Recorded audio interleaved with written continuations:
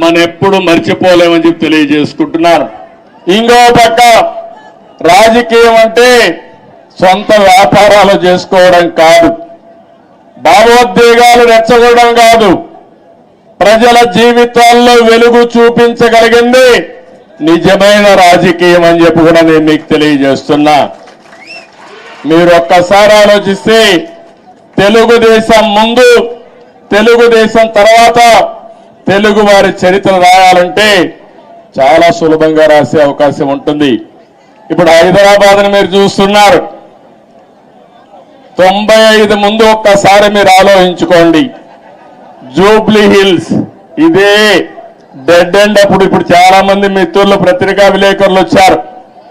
వీళ్ళందరూ కూడా ఎంతో ఉత్సాహంగా నాకు స్వాగతం పలికారు.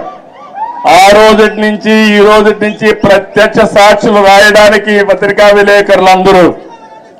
ఆ రోజు నేను ఒకటే ఆలోచించాను, తెలుగు వాడికి సత్తా ఉంది, అభివృద్ధి చేసి చూపిస్తామని మొట్టమొదటిసారిగా హైటెక్ సిటీతో ప్రారంభించి నిన్న కూడా ఫ్లైట్ లో వస్తా ఉంటే చూశాను హైటెక్ సిటీని. ఎంత ఆనందం కలిగిందంటే ఒక్క హైటెక్ సిటీతో ప్రారంభించిన అభివృద్ధి ఈరోజు తెలంగాణ, హైదరాబాద్ భారతదేశంలో నెంబర్ 1 అయిందంటే అది తెలుగుదేశం పార్టీ ఆ రోజు చేసిన కృషి, చూపించిన చొరవ. ఏ రాజకీయ నాయకుడికైనా ఏ పార్టీకైనా దీనికంటే కూడా ఏ తృప్తి ఉండదని చెప్పి నేను మీకు తెలియజేస్తున్నా. ఆ రోజు చాలా మంది అన్నారు ఔటర్ రింగ్ రోడ్డు 8 లేనేస్తానన్నాను.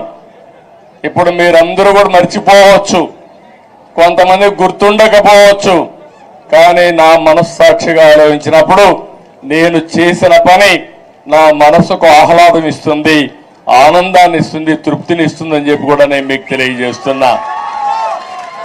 ఒక ఎయిర్పోర్ట్ కానీ ఇవన్నీ కూడా ఆ రోజు దూరదృష్టితో ఆలోచించి మనం చేశాం. నాలెడ్జ్ ఎకానమీకి నాంది పలికాం. చాలా మంది నాలెడ్జ్ ఎకానమీ అంటే ఎక్కడన్నారు, దానికి చిరునామాగా హైదరాబాద్ తయారు చేసిన ఘనత, ప్రారంభించిన ఘనత తెలుగుదేశం పార్టీది.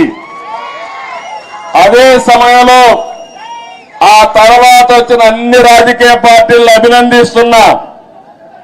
కాంగ్రెస్ పార్టీని ఆ తర్వాత 10 ఏళ్లు ఉన్నారు, 3 ముఖ్యమంత్రులు వచ్చారు, ఎవరు కూడా చెడగొట్టల. తర్వాత టీఆర్ఎస్ వచ్చింది, 10 ఏళ్లు ఉన్నారు, వాళ్ళు కూడా చెడగొట్టల. ఇప్పుడు మళ్ళా కాంగ్రెస్ వచ్చింది, రేవంత్ రెడ్డి గారు ముఖ్యమంత్రి అయ్యారు, మళ్ళా అభివృద్ధిని ముందుకు తీసుకుపోతున్నారు. అందుకే నేను నిన్న కూడా నేను ముఖ్యమంత్రి అవుతానే నేనే లెటర్ రాశాను రేవంత్ రెడ్డి గారికి, గౌరవ ముఖ్యమంత్రి గారికి. 2 రాష్ట్రాల మధ్య కొన్ని సమస్యలు ఉన్నాయి, ఈ సమస్యల్ని పరిష్కారం చేద్దాం, నేను వచ్చి మిమ్మల్ని కలుస్తానని నేనే చొరవ తీసుకున్నాను.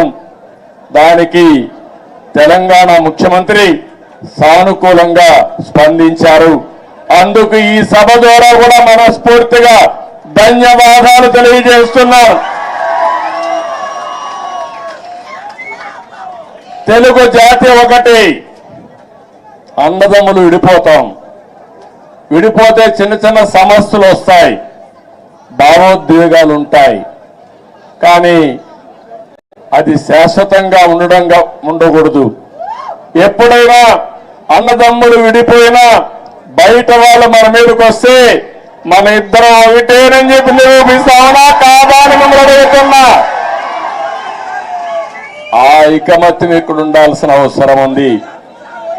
మన జాతి ఒకటి, తెలుగు జాతి, మనం మాట్లాడే భాష ఒకటి, తెలుగు భాష. భాషను కాపాడుకోవాలి, జాతి ప్రయోజనాలు పరిరక్షించుకోవాలి, 2 రాష్ట్రాలు కూడా బాగుపడాలి, ముందుకెళ్ళాలి. అదే తెలుగుదేశం పార్టీ ధ్యేయం కూడా అవునా కాదా మీరే ఆలోచించుకోవాల్సిన అవసరం ఉంది.